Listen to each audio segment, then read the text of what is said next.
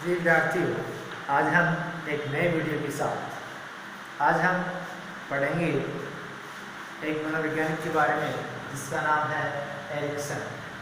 Ericsson ने एक सिद्धांत दिया, मनोसामाजिक विकास का सिद्धांत। कौन सा सिद्धांत? मनोसामाजिक विकास का सिद्धांत। ये सिद्धांत किसने दिया? इसके प्रवर्तक कौन है? तो हमें याद रखना है कि इसके प्रवर्तक है एरिक्सन महोदय। कौन है? एरिक्सन महोदय। इन्होंने अपने सिद्धांत में कुछ अवस्थाओं का वर्णन किया है। इन्होंने 8 अवस्थाएं बताई है। सिद्धांत दिया मनोसामाजिक विकास का सिद्धांत, और इन्होंने कितनी अवस्थाएं बताई हैं? 8 अवस्थाएं बताई हैं। हमें ये याद रखना है। मनोसामाजिक विकास का सिद्धांत किसने दिया? मनोसामाजिक विकास का सिद्धांत दिया एरिक्सन महोदय ने दिया। एरिक्सन महोदय को नव फ्राइडवादी भी कहते हैं। क्या कहते हैं? नव फ्राइडवादी भी कहते हैं। हमें ये ध्यान रखना है कि नव फ्राइडवाद के नाम से कौन जाना जाता है? एरिक्सन जाने जाते हैं। फ्राइड का नाम आपने पहले से सुन रखा है। फ्राइड और एरिक्सन ने जो सिद्धांत दिए, उन दोनों सिद्धांतों में अंतर का कारण क्या है उसकी बात करें तो एरिक्सन ने जो सिद्धांत दिया मनोसामाजिक विकास का सिद्धांत दिया। इन्होंने जो आधार लिया वह आधार लिया सामाजिक गुणों का। किसका आधार लिया? सामाजिक गुणों का आधार लिया। और सिगमंड फ्राइड, जो सिगमंड फ्राइड है, उन्होंने सिद्धांत दिया मनोविश्लेषणवादी सिद्धांत। कौन सा सिद्धांत दिया? मनोविश्लेषणवादी सिद्धांत दिया। इनका जो आधार था, सिद्धांत देने का जो आधार लिया वह आधार था कामुकता। इन्होंने कामुकता के आधार पर मनोविश्लेषणवादी सिद्धांत दिया, जबकि एरिक्सन ने मनोसामाजिक सिद्धांत दिया किनके आधार पर? सामाजिक गुणों के आधार पर। तो हमें ये याद रखना है कि एरिक्सन और सिगमंड फ्राइड में दोनों में अंतर का कारण यह है कि जहां एरिक्सन सामाजिक गुणों को महत्व देता है और सिगमंड फ्राइड है वह कामुकता को महत्व देते हैं। तो दोनों में अंतर यही है कि जहां एरिक्सन सामाजिक गुणों को महत्व देता है वही फ्राइड कामुकता को महत्व देता है। एक प्रमुख अंतर हमें याद रखना है। इसी कारण एरिक्सन को नव फ्राइडवादी कहते हैं, क्योंकि फ्राइड ने जो सिद्धांत दिया उसका उसने नवीनीकरण किया, एक दूसरा आधार बना करके उन्होंने नया सिद्धांत दिया। अब बात करें कि एरिक्सन की कौन कौन सी वो 8 अवस्थाएं हैं। देखिए, एरिक्सन ने 8 अवस्थाएं बताई। कितनी अवस्थाएं बताई हैं? 8 अवस्थाएं बताई। पहली अवस्था है जन्म से लेकर के 2 वर्ष तक। जन्म से लेकर के 2 वर्ष तक। इस अवस्था में उसने कहा कि विश्वास बनाम अविश्वास के इस उम्र का काल है। विश्वास भी करता है और विश्वास नहीं भी करता है। विश्वास उन्हीं पर करेगा जो उसके नजदीक रहे, जैसे उसकी माँ या उसके परिवार के सदस्य, उन पर विश्वास करेगा। अगर अन्यत्र कोई व्यक्ति आता है वो बाद में उस पर विश्वास नहीं करेगा। इसलिए कहा गया है कि जन्म से लेकर के 2 वर्ष की अवस्था को विश्वास बनाम अविश्वास अवस्था बताया। किसने? एरिक्सन ने। दूसरी अवस्था बताइए 3 वर्ष से लेकर के 4 वर्ष तक।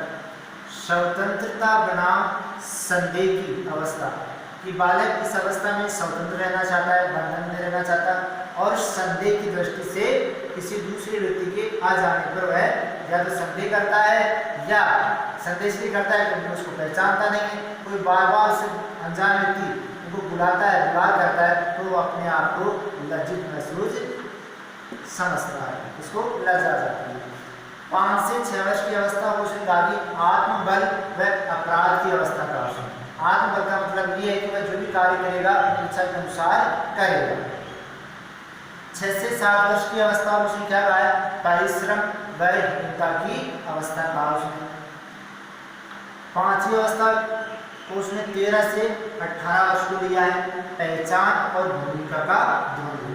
अब देखिए, प्रश्न ऐसा हो सकता है कि एरिक्सन ने किशोरावस्था को किस नाम से अभिहित किया, किस नाम से उसको बताया है। तो हमें याद रखना है कि किशोरावस्था 13 से लेकर के 18 वर्ष के अंतर्गत आती है। उसका नाम, उसने क्या नाम दिया है, पहचान बनाम भूमिका द्वंद्व। वह अपनी पहचान बनाना चाहता है और वह द्वंद्व की स्थिति भी होती है। किशोरावस्था की प्रमुख विशेषता क्या है कि वह द्वंद्व में रहता है। छठी अवस्था है 19 से लेकर के 35 वर्ष तक। इस अवस्था का नाम दिया घनिष्ठता बनाम अलगाव या एकांकी। या लोग बहुत ही किसी के साथ एकदम क्लोजली अपने रिश्ते बना लेगा, या अगर ऐसा नहीं कर पाता है तो अपने आप को एकांकी बना लेता है, अलग अलग रहने लग जाता है। ऐसी अवस्था होती है 19 से लेकर के 35 वर्ष तक। 36 से लेकर के 55 वर्ष तक की अवस्था उसने 7वीं अवस्था बताया है। उसने कहा है उत्पादकता बनाम निष्क्रियता। इसमें दूसरा नाम दे सकते हैं प्रजनन बनाम ठहराव। कि अगर 36 साल की शुरुआती अवस्था की अवस्था होती है तो उसकी बचपन के आसपास उसमें ठहराव आ जाता है। और 55 के बाद 8वीं अवस्था को उसने कहा है ईमानदारी व निराशा की अवस्था। अब हमें याद क्या करना है, एक भी याद रखना है, ये कई बार पूछ लिया जाता है कि एरिक्सन के अनुसार किशोरावस्था को क्या नाम दिया गया है, पहचान बनाम भूमिका द्वंद्व की अवस्था नाम दिया गया है। अब आप ये कहते हैं याद कैसा होगा, तो इस प्रकार से भी आप कर सकते हैं। जैसे चौथी अवस्था का नाम दे सकते हैं ES7 नाम दे सकते हैं। P का मतलब क्या है, परिश्रम, और H का संबंध क्या है, हीनता। इस प्रकार से आप इसमें याद कर सकते हैं कि चौथी अवस्था है उसका नाम क्या है, PH का मतलब P का मतलब परिश्रम और H का मतलब हीनता। इस प्रकार से आप याद कर सकते हैं। इसके अलावा अगर आप और याद करना चाहें तो जैसे ये 5वीं अवस्था है तो आप ऐसे रख सकते हैं तेरा प्रभु। तेरा प्रभु मतलब क्या हुआ, ये 5वीं अवस्था शुरू होती है 13 वर्ष से लेकर के 18 वर्ष तक। ऐसे हो गए 13 छोड़ दीजिए, 13 का मतलब 13 से जो अवस्था शुरू होती है उसकी बात हो रही है। और प्रय का मतलब क्या हो गया, पहचान, और भूत का अर्थ हो गया भूमिका। ऐसे भी आप याद रख सकते हैं। दोस्तों आज के लिए इतना ही काफ़ी है। फिर मैं ये कहूँगा इतना आपको याद रहना चाहिए कि मनोसामाजिक विकास का सिद्धांत एरिक्सन ने दिया। एरिक्सन को नव फ्राइडवादी भी कहा जाता है। एरिक्सन और फ्राइड दोनों के मध्य अंतर का कारण यह है कि जहाँ पर एरिक्सन सामाजिक गुणों को आधार बना करके मनोसामाजिक सिद्धांत दिया, वहीं फ्राइड ने जो मनोविश्लेषणवादी सिद्धांत दिया उसका आधार था कामुकता। उसके बाद में हमें ये याद रखना है कि एरिक्सन महोदय ने जो अवस्थाएं बताई हैं वह कुल 8 अवस्थाएं बताई हैं। आज के लिए इतना ही, मिलते हैं नेक्स्ट वीडियो के साथ। धन्यवाद।